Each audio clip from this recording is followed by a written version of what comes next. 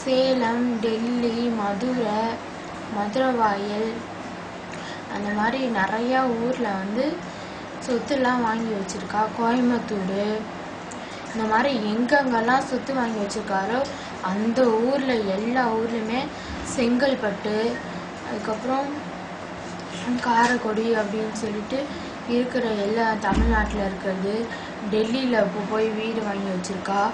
அதெல்லாம் வந்து இந்த மாதிரி எங்கெங்கெல்லாம் வந்து அவள் வந்து வீடெல்லாம் வாங்கி வச்சுருக்காளோ அங்கங்கெல்லாம் வந்து லாக்கரும் வந்து அங்கங்கெல்லாம் வாங்கி வச்சுருக்கா.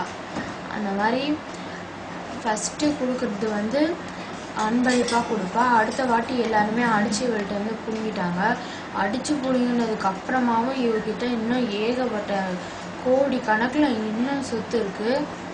இது சொத்துலாம் சொத்து மட்டும் அடித்து பிடுங்க மாட்டாங்க, காசு அடித்து பிடுங்குவாங்க, தங்கம் அடித்து பிடுங்குவாங்க, தங்க நகை அதெல்லாம் வாங்கி வச்சுருப்பா, அதை அடித்து பிடுங்குவாங்க.